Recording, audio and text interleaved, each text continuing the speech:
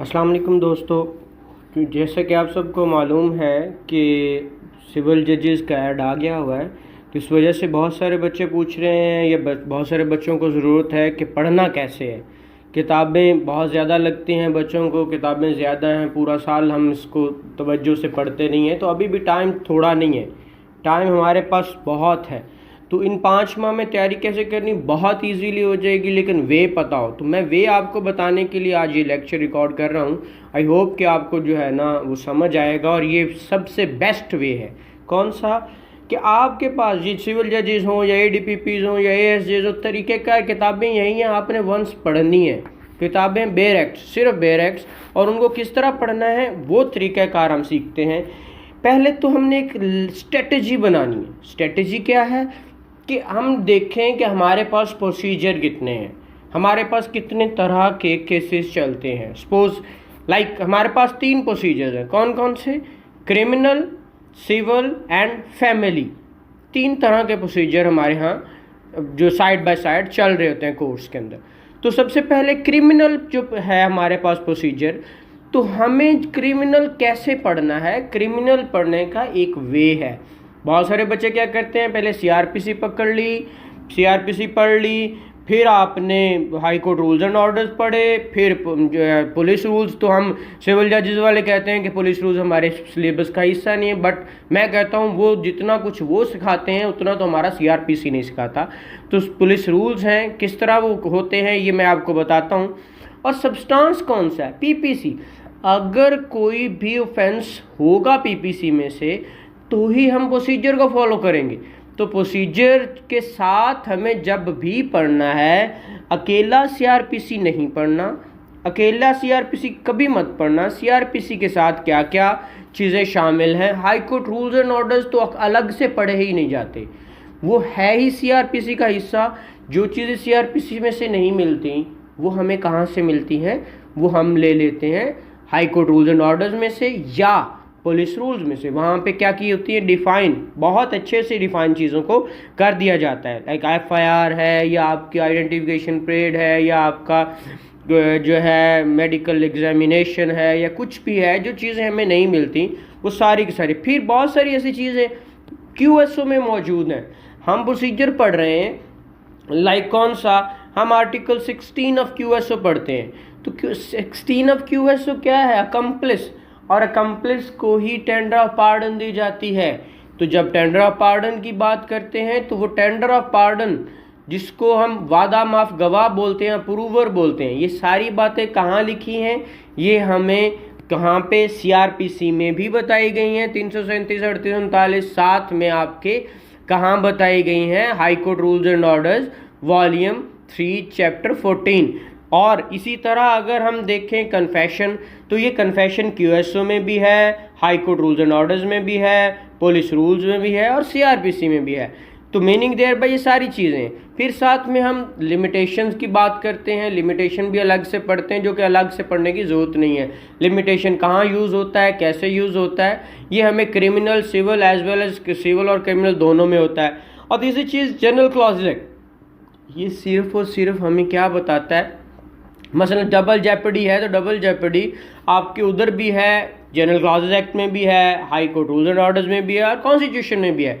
मैं बार बार बात कर रहा हूँ, नेक्सस बना के पढ़ें। ये टाइम इस वक्त जो स्टडी का रियल जो एसेंस है वो यही है कि आपको क्या करना है, एक नेक्सस बनाना है सारी चीज़ों का, और फिर पढ़ना है। इससे कभी भी भूलेगी चीज़ नहीं।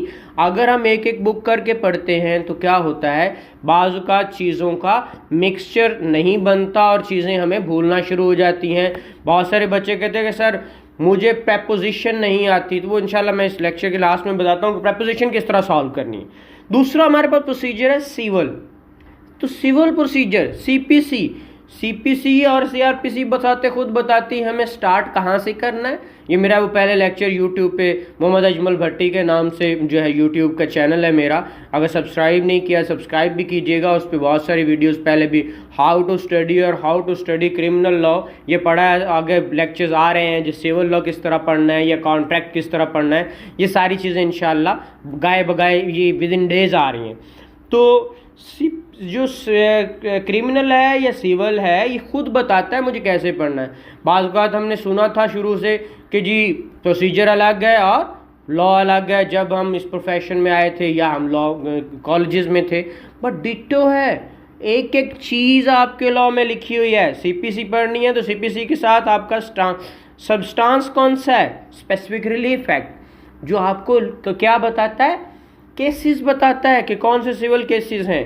और साथ में आपका जिसे पंजाब लैंड रेवेन्यू एक्ट है, तो लैंड रेवेन्यू एक्ट भी हमें उसका ऑल दो प्रोसीजर एक अलग लेन भी है, बट उसका हम इधर भी आ सकते हैं। आपका वो सेक्शन 5 ऑफ सीपीसी भी बताता है कहाँ नहीं आ सकते, और 4 भी बताता है। तो ये चीज़ें हमारे यहाँ साथ साथ पढ़ने वाली। फिर प्रीएम्पशन है, प्रीएम्पशन अलग से नहीं है, कोड क्या है यही यूज़ होता है, क्योंकि ये हमारे यहाँ छोटा सा लॉ है, तो ये भी सीपीसी का हिस्सा है। फिर कॉन्ट्रैक्ट को बजाते खुद कुछ चीज़ नहीं है, ये हमें ऐड करने आता है जब भी कोई मुआहदा करते हैं, कॉन्ट्रैक्ट करते हैं। इंशाल्लाह इस पे भी लेक्चर मैं बना रहा हूँ, इंशाल्लाह वो यूट्यूब पे आ जाएगा आप लोगों की आसानी के लिए। तो साथ में सिविल कोड ऑर्डिनेंस है, ये भी अलग से नहीं पढ़ना, ये आपका सीपीसी में हर जगह जहाँ पे भी आप कोई बात करेंगे, मसलन पेक्यूनरी ज्यूरिसडिक्शन की बात करते हैं, मसलन ज्यूरिसडिक्शन की बात करते हैं, तो जो वो सिविल कोर्ट हो, वो सिविल जज हो, वो आपका एपलेट कोर्ट जिसे कहते हैं डिस्ट्रिक्ट कोर्ट हो, तो वो उसकी पेक्यूनरी लिमिटेशंस, पेक्यूनरी चीज़ें सारी बता रहा है, वो सारा आपका सिविल कोर्ट बता रहा है। फिर कहाँ पे अपील लाए होनी, किस जज के पास, कौन सा जज किसके सबऑर्डिनेट है, एवं दो सीपीसी के अंदर बताया हुआ सबऑर्डिनेशन किसे कहते हैं। बट बहुत सारी चीज़ें ऐसी हैं जो, जैसे कि हमारा नोटिफिकेशन 2016 के बाद से नहीं आया, जो उन्होंने पेक्यूनरी लिमिट्स बढ़ा दी थी, तो ये सारा का सारा सीपीसी के साथ क्या पढ़ना है, कॉन्ट्रैक्ट पढ़ना है। कोर्ट फीस क्या है, कोर्ट फीस भी हमें पता है। जब मैं दावा एक बनाने लगा हूँ तो मुझे कोर्ट फीस कैसे लगानी है, कोर्ट फीस किस तरह मैंने कैलकुलेट करनी है, कहाँ कोर्ट फीस लगनी है, कहाँ कोर्ट फीस नहीं लगनी, कहाँ पे एग्जेम्प्ट है, कितनी लगनी है, 7.5% लगनी है तो ये कहाँ लिखा हुआ है, और अगर 15,000 मैक्सिमम है तो ये कहाँ लिखा हुआ है, अगर डेट लेनी है तो ये कहाँ लिखा हुआ है, कौन सी जगह पे लिखा हुआ है, अगर मैंने नकल बनवानी है तो कहाँ लिखा हुआ है। बहुत सारे टीचर्स या बहुत सारे बच्चे पूछते हैं, तो लेकिन किसी को पता नहीं होता कि ये चीज़ें कहाँ हैं। तो इंशाल्लाह इस पे मैं लेक्चर जो फर्दर भी बना रहा हूँ, इंशाल्लाह वो आपको मिल जाएंगे। और मैंने एकेडमी भी स्टार्ट की हुई है, बना रहा हूँ, बच्चों को पढ़ा भी रहा हूँ, जो डिज़र्विंग है